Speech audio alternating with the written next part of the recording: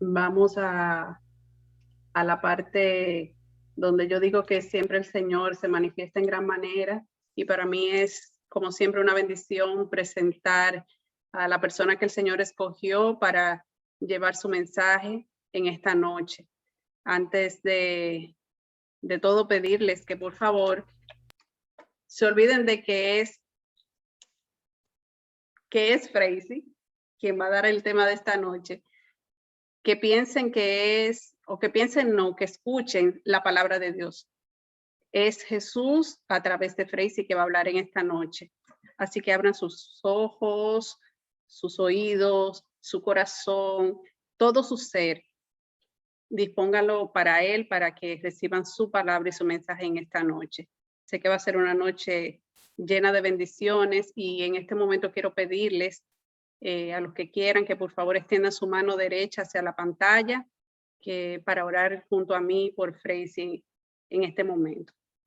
Señor Jesús, mi Rey, mi Redentor, te presento a Freisy, mi esposo, Señor, para que tú, Señor, lo cubras con tu Santo Espíritu, que selles cada sentido de él, sus ojos, sus oídos, Señor, su boca.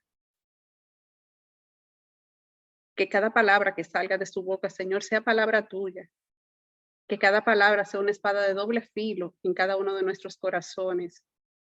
Que tu Espíritu Santo revolotee su mente y su corazón para dar solo paso a ti, Señor.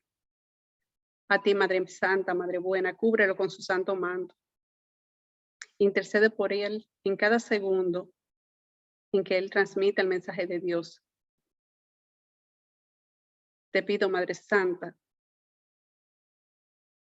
tú que eres la Reina de misericordia, que tengas misericordia de él en esta noche.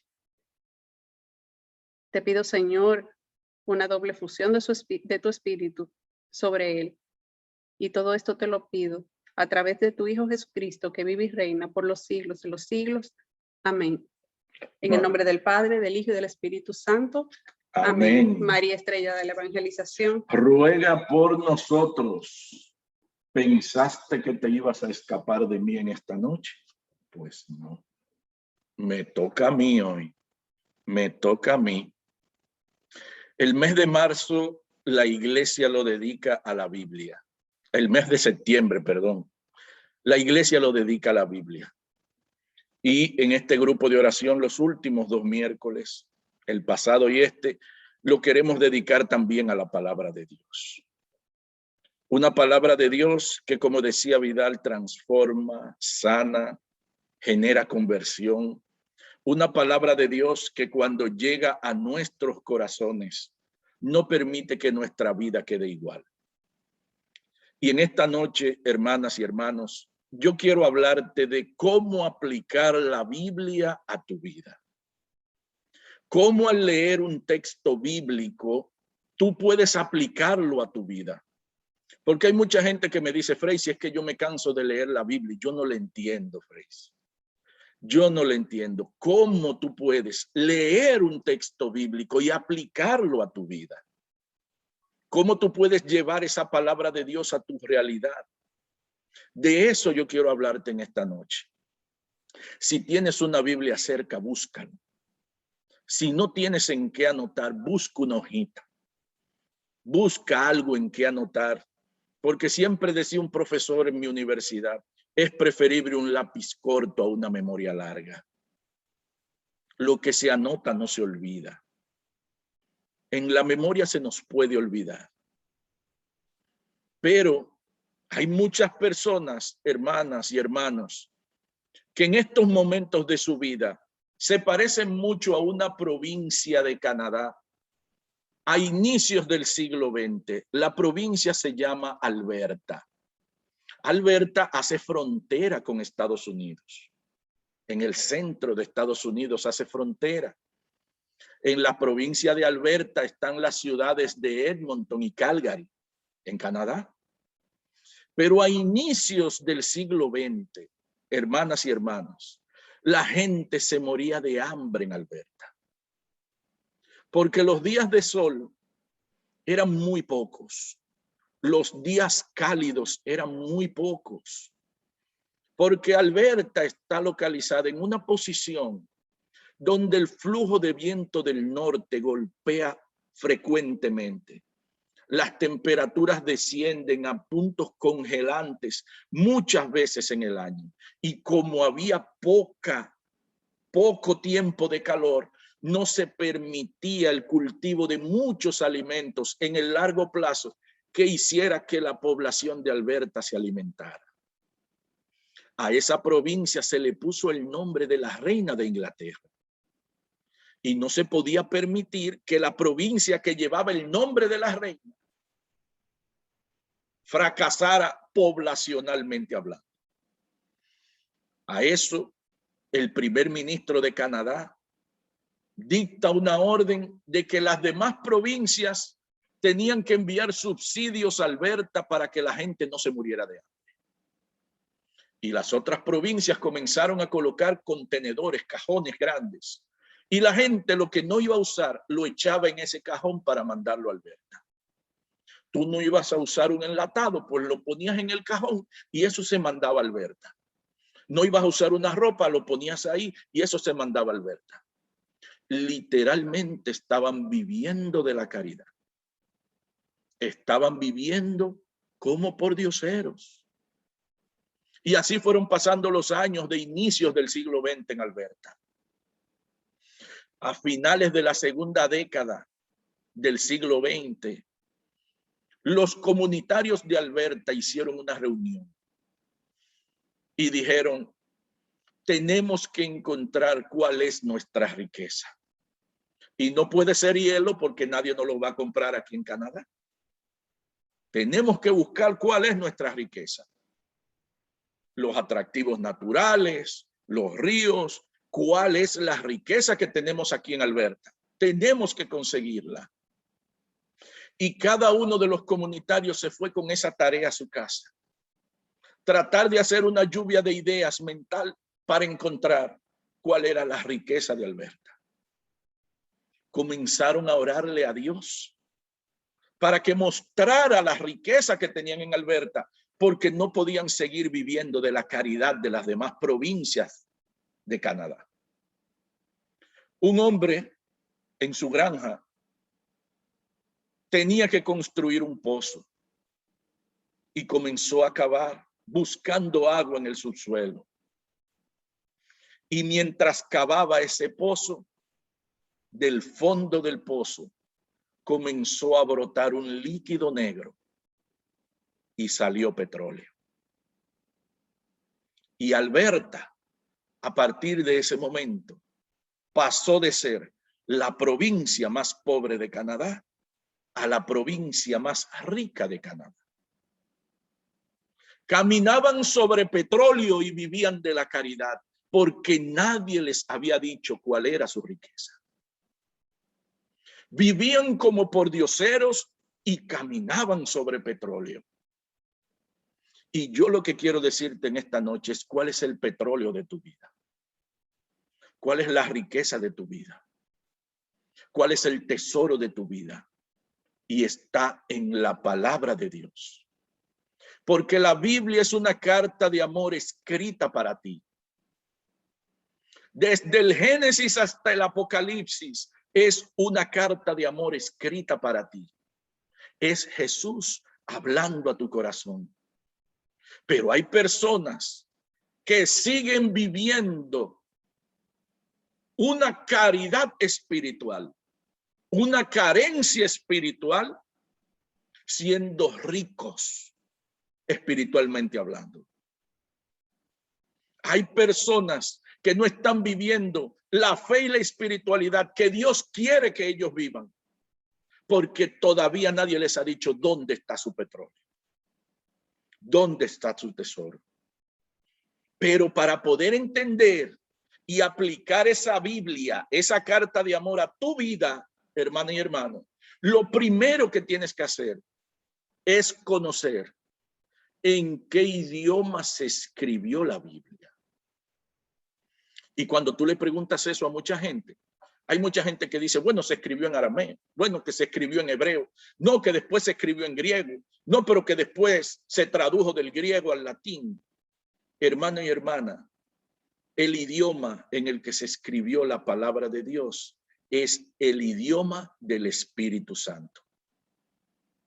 Y para poder entender y aplicar la Biblia a nuestra vida, necesitamos el Espíritu Santo. Y no lo digo yo, lo dice la palabra de Dios. Primera carta a los Corintios, capítulo 2, verso 14. Primera de Corintios 2:14, anota esa cita bíblica. Primera de Corintios 2:14. El hombre puramente natural no acepta lo que procede del Espíritu de Dios, porque le parece una locura. Y tampoco puede entenderlo, porque para eso se necesita un criterio espiritual. Para entender la palabra de Dios se necesita un criterio espiritual que lo da el Espíritu Santo. ¿Cómo le dice Jesús a sus discípulos? A propósito de necesitar el criterio espiritual para poder entender y aplicar la Biblia a mi vida. No es lo que me dice National Geographic. No es lo que yo escuché una vez en Discovery Channel. No es lo que dice Wikipedia. No, hermanos. ¿Cómo le dice Jesús a sus discípulos para poder entender esa palabra de Dios? Evangelio según San Lucas, capítulo 24, los versos 44 y 45. Lucas 24, 44, 45, dice la palabra de Dios. Después les dijo, o sea, Jesús a sus discípulos, después les dijo, esto es lo que les decía cuando todavía estaba con ustedes, que tenía que cumplirse en mí todo lo escrito en la ley de Moisés, en los profetas y en los salmos. Entonces les abrió la inteligencia para que comprendieran la escritura. Les abrió la inteligencia para que comprendieran la escritura. ¿Qué significa eso, hermana y hermano? Que antes de leer la palabra de Dios, tienes que pedir Espíritu Santo para que abra tu entendimiento, derrame sabiduría para que puedas comprender la escritura. Ese es el primer paso, hermano y hermana, para poder aplicar la Biblia a tu vida. Pedir Espíritu Santo, porque solo con el criterio espiritual podrás entender lo que Dios plasmó allí a través de los diversos actores y autores. Primera herramienta, pide Espíritu Santo. Segunda herramienta, cuando estés pidiendo Espíritu Santo, pídele a ese Espíritu Santo que derrame sabiduría. Se necesita la sabiduría del Espíritu Santo para aplicar la Biblia a tu vida. La sabiduría del Espíritu Santo. Primer paso o primera herramienta. Debo pedir Espíritu Santo. El segundo paso es, a ese Espíritu Santo que estoy recibiendo, le pido que derrame sabiduría y entendimiento en mí. ¿Cómo lo dice la palabra de Dios? Carta de Santiago, capítulo 1, verso 5. Santiago 1:5. Si a alguno de ustedes le falta sabiduría, pídala a Dios y la recibirá, porque Él da a todos generosamente y sin reproches. Pídala a Dios y recibirá. Y es a eso mismo, hermana y hermano, que se refería Jesús cuando dice, llamen y se les abrirá. Busquen y encontrarán. Es a eso que se refería Jesús, hermanos. Pidan la sabiduría de Dios. Vidal decía en la bienvenida, ustedes son las princesas y los príncipes de Dios. ¿Estás llevando la vida de príncipe y princesa de Dios?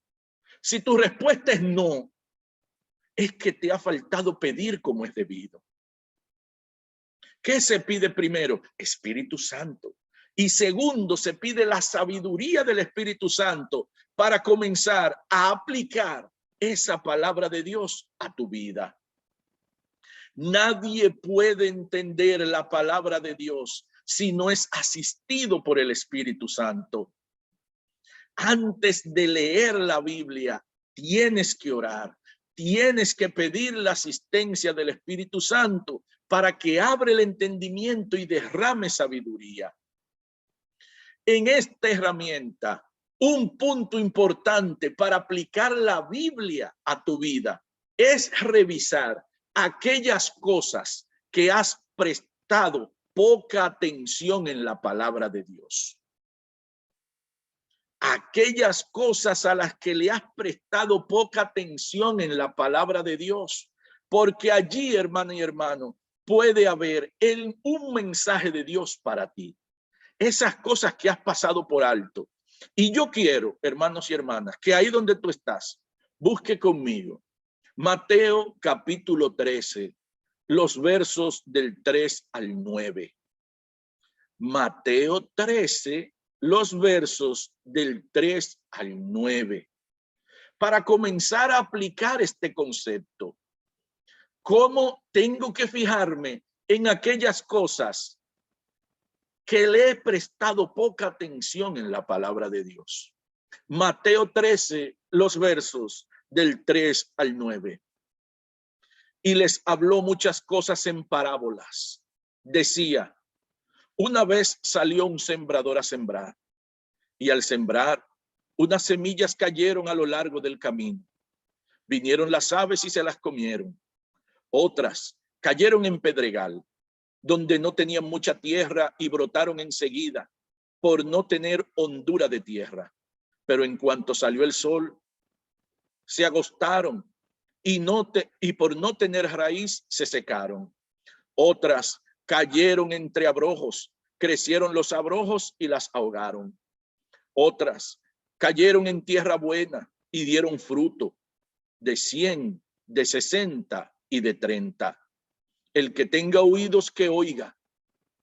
Y acercándose los discípulos le dijeron, ¿por qué les hablas en parábolas?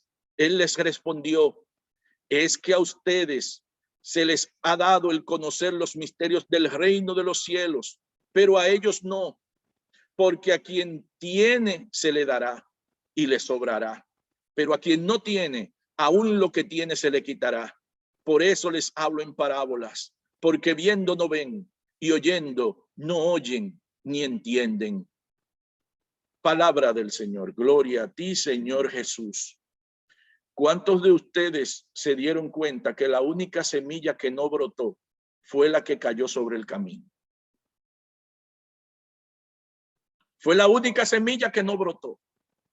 La que cayó sobre el camino, vinieron las aves y se la comieron. A eso es que me estoy refiriendo, con prestarle atención a las cosas que has pasado desapercibido o desapercibida hasta ahora en la palabra de Dios. ¿Cuántas veces has escuchado esa parábola del sembrador? Muchas veces. ¿Cuántas veces te diste cuenta que la única semilla que no brotó fue la que cayó sobre el camino? Todas las demás brotaron. Porque esa semilla que cayó sobre el camino, hermanos y hermanas, es la palabra de Dios que no llega a germinar en nuestra vida. Es la palabra de Dios que pasa 35,000 pies de altura de nuestra cabeza. La que ni llega al corazón. La que ni te acuerdas. Esa es la semilla que cayó sobre el camino. Y cuando estamos tratando de llevar eso a nuestra vida, ahí viene la pregunta. ¿De qué me estoy llenando? ¿De qué me estoy llenando? ¿De la semilla que cae en tierra buena?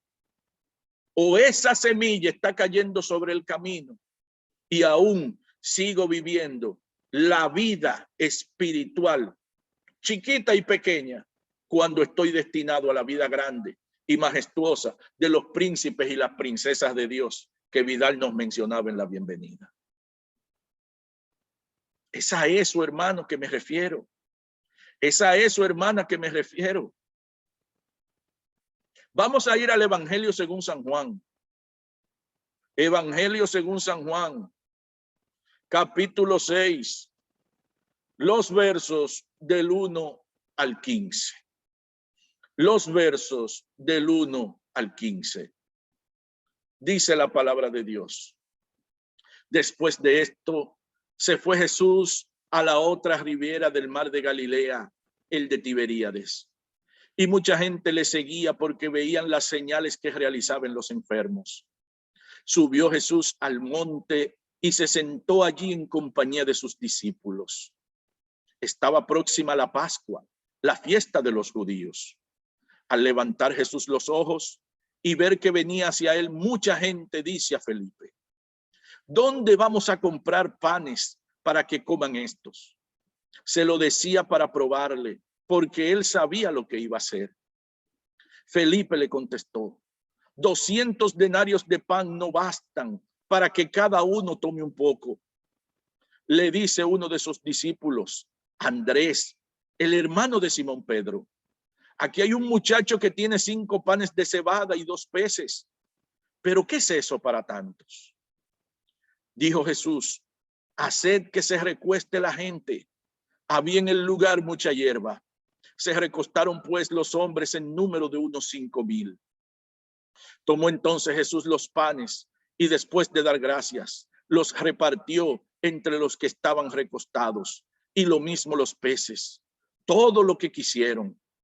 Cuando se saciaron, dice a sus discípulos: recoged los trozos sobrantes para que nada se pierda. Los recogieron pues y llenaron 12 canastas con los trozos de los 5 panes de cebada que sobraron a los que habían comido. Al ver la gente la señal que había realizado, decía: este es verdaderamente el profeta que iba a venir al mundo. Dándose cuenta Jesús de que intentaban venir a tomarle por la fuerza para hacerle rey, huyó de nuevo al monte él solo. Palabra del Señor. Gloria a ti, Señor Jesús. ¿Cuántos de ustedes se dieron cuenta que lo único que sobró fue pan, que no sobró peces? No sobraron peces. Jesús multiplica panes y peces, pero lo único que sobra es pan. A eso es que me refiero. Los 12 canastos, verso 13, los recogieron pues y llenaron 12 canastos con los trozos de los 5 panes de cebada. No sobró peces.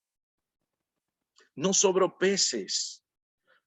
A eso es que me refiero con prestarle atención a las cosas que han pasado desapercibidas en la palabra de Dios hasta este momento, hermana y hermano. Porque los peces representan la iglesia y el pan es Cristo. Jesús no se acaba. Jesús es eterno. Jesús sobra. Jesús da para ti. Jesús da para tu familia. Jesús da para el mundo. Jesús no se agota.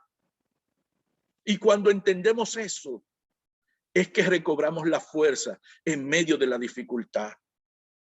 Porque si Jesús no se agota, significa que está conmigo todos los días hasta el final de mi vida. Y es allí, hermanos, donde puedes encontrar esos mensajes que Jesús quiere enviarte a ti. Primero, oración. Pides Espíritu Santo que abre el entendimiento y derrame sabiduría. Segundo, hermanas y hermanos, tienes que comenzar a prestarle atención a aquellas cosas que han pasado desapercibidas en la palabra de Dios. No caigas en el ya yo me lo sé. Ah, no, pero es que ya esa parábola de la multiplicación de panes y peces, ya yo me la sé de memoria. Ya yo sé que habían 5,000 que se sentaron. ¿Te habías dado cuenta que solamente había sobrado pan? No caigas en el ya yo me lo sé. La palabra de Dios es eterna. Así como Jesús no se agota, la palabra de Dios tampoco se agota, hermano. Todos los días trae un mensaje diferente para ti. Aún estés leyendo el mismo pasaje, todos los días la palabra de Dios se renueva en nuestra vida. Ese episodio que Juan escribió tiene más de 1900 años escrito y parece como si lo hubiera escrito hoy. Porque la palabra de Dios, hermanas y hermanos, es eterna.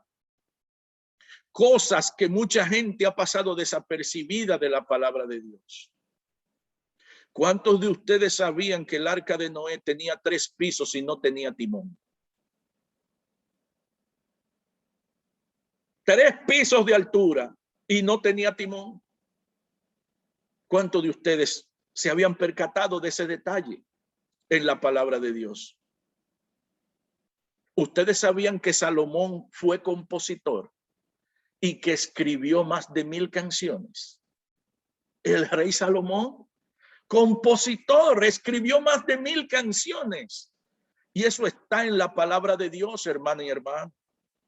Primer libro de Reyes, capítulo 4, verso 32. El compositor Salomón. ¿Sabías que Apocalipsis es el único libro de la Biblia que dice que eres bienaventurado si lo lees?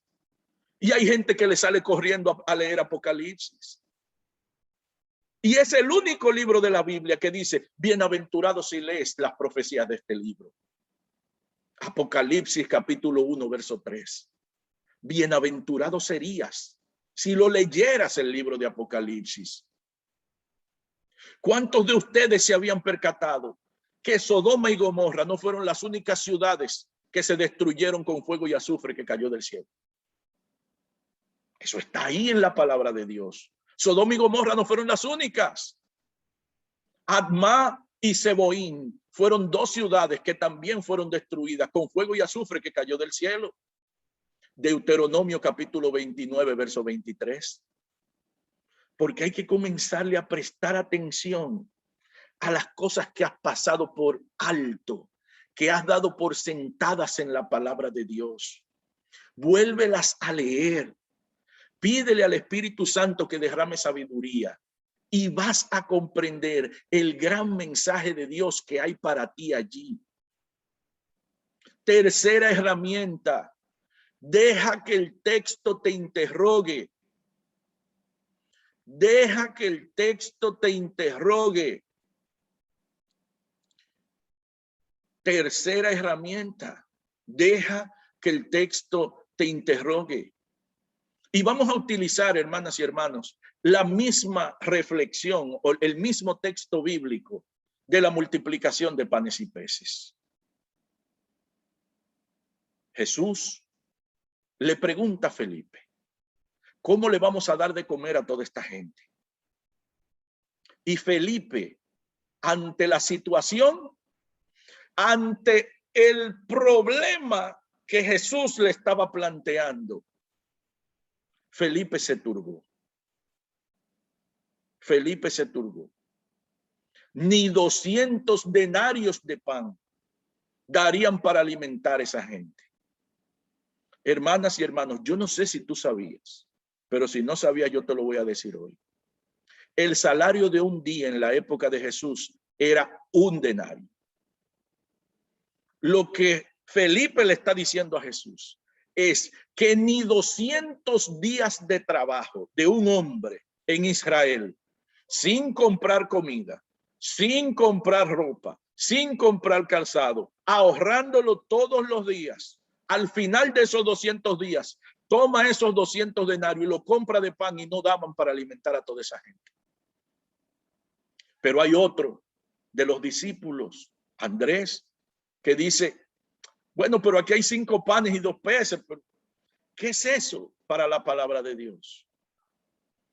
Y ahí es que viene lo que quiero mostrarte. Deja que el texto te interrogue. ¿Cómo estás afrontando tú los problemas que surgen a diario en tu familia y en tu vida? ¿En manos de quién estás poniendo los problemas de tu vida y de tu familia? Porque Andrés, eso poco, 5 panes y 2 peces, los puso en las manos de Jesús y se volvió en alimento de multitud. Pero Felipe se turbó. ¿Cómo estás afrontando tú los problemas que surgen en el diario vivir? ¿Cómo lo estás afrontando? ¿Te estás turbando? ¿No lo estás viendo con los ojos de la fe? ¿Piensas que no vas a poder avanzar? ¿Te quedas en la calamidad sin ver la bendición? ¿O estás colocando el problema en las manos de Jesús? Deja que el texto te interrogue. Deja que el texto te pregunte. La gente, después que comieron, dijeron, este es el profeta que tenía que venir. Y ahí viene la interrogación del texto bíblico. ¿Quién dices tú que es Jesús? ¿Qué es Jesús en tu vida? Y cuando tú des respuesta a esa pregunta, vas a entender por qué hay algunas cosas en algunos aspectos de nuestra vida que no marchan como deberían. Pero tienes que dejar que la palabra de Dios te interrogue. Tienes que dejar que esa Biblia te pregunte. Y con las respuestas que tú mismo te vas a dar en tu interior, vas a encontrar aquellos aspectos de tu vida donde Jesús quiere que se ponga control. Porque el mismo texto bíblico de San Juan dice que Jesús ve cuando viene la multitud. ¿Qué ustedes creen que hubiese sucedido si Jesús no dice, hagan los que se sienten y multiplican los panes y los peces? Si Jesús no hace que esa gente se siente y se acomode y multiplica los panes y peces primero, ahí se iba al mar una situación de gente pasándole uno por arriba del otro para tratar de coger un trozo de pan y un pedazo de pez. Y lo que tenía que ser una bendición terminaría en una calamidad. Porque la palabra de Dios, cuando la aplicas a tu vida, llega a tu vida para poner orden. Llega a tu vida para poner orden en aquellos aspectos de tu vida que necesitan orden. Porque Dios no habita en el desorden. Dios es un Dios de orden. Primera herramienta, pide Espíritu Santo. Segunda herramienta, pídele ese Espíritu Santo que derrame sabiduría en ti para poder prestar atención a las cosas que han pasado desapercibidas en la palabra de Dios hasta ese momento. Tercera herramienta, deja que el texto te interrogue. Deja que el texto te pregunte. Y cuando tú le des respuestas a esas cosas, vas a encontrar el mensaje de Dios en ese texto bíblico. Deja que el texto te interrogue. Cuarta herramienta, colócate en el lugar de los personajes. Colócate en el lugar de los personajes. Y ve conmigo, hermana y hermano, ve conmigo. Evangelio según San Mateo, capítulo 14, los versos del 22 al 33. Mateo 14, los versos del 22 al 33. Inmediatamente obligó a los discípulos a subir a la barca y a ir por delante de él a la otra orilla, mientras él despedía a la gente. Después de despedir a la gente, subió al monte a solas para orar. Al atardecer, estaba solo allí. La barca se hallaba ya distante de la tierra muchos estadios, zarandeada por las olas, pues el viento era contrario. Y a la cuarta vigía de la noche, vino él hacia ellos caminando sobre el agua. Los discípulos, viéndole caminar sobre el mar, se turbaron y decían, es un fantasma. Y de miedo se pusieron a gritar. Pero al instante les habló Jesús diciendo, ánimo, que soy yo, no tengan miedo. Pedro les respondió, Señor, si eres tú, mándame ir donde ti sobre las aguas. Ven, le dijo Jesús. Bajó Pedro de la barca y se puso a caminar sobre las aguas, yendo hacia Jesús. Pero viendo la violencia del viento, le entró miedo y como comenzaba a hundirse, gritó, Señor, sálvame. Al punto, Jesús tendió la mano, le agarró y le dijo, hombre de poca fe, ¿por qué dudaste? Subieron a la barca y amainó el viento, y los que estaban en la barca se postraron ante él diciendo, verdaderamente eres Hijo de Dios. Palabra del Señor. Gloria a ti, Señor Jesús. Ponerse en el lugar de los personajes. Primero, te pones en el lugar de Jesús. ¿Cuál es la primera acción que hace Jesús en esos versos? Despedir a la gente. Y si dejas que el texto te interrogue, ahí viene la reflexión. ¿Cómo es tu relación con los demás? ¿Eres una persona afable con los demás? ¿Eres una persona amigable con los demás?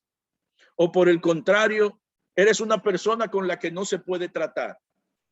Que hay que agarrarte así porque si te agarramos con el puño cortas. ¿Cómo es tu trato hacia los demás? ¿Eres de trato cristiano, discípulo de Cristo, acorde a la Escritura, acorde a la palabra de Dios? Como decía el apóstol San Juan, si no amo a mi hermano a quien veo, no puedo amar a Dios a quien no veo. O como decía Jesús, si ustedes aman a quienes los aman, ¿qué mérito tienen? Hasta los pecadores hacen eso. Y allí viene, hermanas y hermanos, el ponernos en el lugar de los personajes. La segunda acción que hace Jesús es ir caminando sobre las aguas. Jesús está mostrando la majestuosidad, el poder de Dios sobre todo lo creado. Y si dejas que el texto te interrogue, ahí viene la pregunta. ¿Qué estás mostrando tú de Dios? ¿Qué estás mostrando tú? ¿Es solamente los miércoles de 7 a 9 y después no se te nota más Dios? ¿Qué estás mostrando tú? ¿Estás llevando bendición a la gente? La gente cuando te ve venir, ¿qué ve? Se turba, como se turbaron los discípulos en la barca y comienzan a gritar. Es por eso que ponerte en el lugar de los personajes te va a dar por dónde viene el mensaje de Dios para ti. Pero ponte también en el lugar de Pedro. Porque hay mucha gente que dice, a Pedro le faltó fe, pero fue el único que bajó de la barca. Si a Pedro le faltó, ¿qué le faltó al que se quedó en la barca? ¿Cómo está tu fe? ¿Te bajarías de la barca? ¿Te bajarías de la barca? Ponte en el lugar de los personajes. Pedro se baja de la barca y comienza a caminar. Y cuando siente el viento impetuoso, tiene miedo. ¿Cómo es tu actitud cuando los vientos comienzan a golpear la vida? ¿Tienes miedo? Hermanas y hermanos, yo no sé si tú te has dado cuenta que Pedro era pescador. Pedro pescaba en ese mar de Galilea. Pedro sabía nadar y muy bien. ¿Y siente miedo cuando se hunde? ¿Por qué siente miedo cuando se hunde? La misma turbación que le llega a la gente con un problema que creemos que no tiene solución. Y la solución de todos los problemas es Jesús. Esa es la solución de todos los problemas. Pero si te pones en el lugar de los 11 que están ahí arriba en la barca, viendo que Pedro se va a bajar, ¿cuál sería tu actitud? ¿Cuál es tu actitud cuando ves que el otro quiere dar el paso en fe? No te metas en eso, porque es que imagínate, eso es agua, si tú das el paso te vas a hundir. ¿Eres el que está matando la fe o eres el que está avivando la fe? Y allí, hermanos, es que comienza a brotar el mensaje de Dios a través de un texto bíblico. Primera herramienta, pide Espíritu Santo. Segunda herramienta, pídele a ese Espíritu Santo que derrame en ti sabiduría para prestarle atención a las cosas que habían pasado desapercibidos hasta ese momento. Tercero, deja que el texto te interrogue, deja que el texto te pregunte. Cuarta herramienta, ponte en el lugar de los personajes. Cuarta y última herramienta, ponte en el lugar de los personajes. Un consejo, hermanas y hermanos. Los mensajes de la palabra de Dios siempre llegan en primera persona. Son para ti. Son para ti. Son para que tú lo apliques. Y que cuando tú lo apliques, entonces puedas ayudar a otros. Eso es como cuando vamos en un avión, que el azafate está dando las instrucciones de seguridad y te dice, si la cabina se despresuriza, cae una mascarilla, póngase la suya antes de ayudar al otro. Así es el mensaje de Dios. Es la mascarilla de oxígeno. Ponte primero tú la tuya antes de ayudar a otro. Y así, hermanas y hermanos, podrás aplicar la palabra de Dios a tu vida con estas sencillas 4 herramientas que te he mostrado en esta noche. Deja que el Espíritu Santo salga de la gaveta. Deja que haga vida en ti. Deja que se manifieste en ti para que ese mensaje que Dios tiene a través de su palabra puedas entenderlo todos los días de tu vida. Vamos a pasar con Miguel para que hagamos la introducción al momento de oración.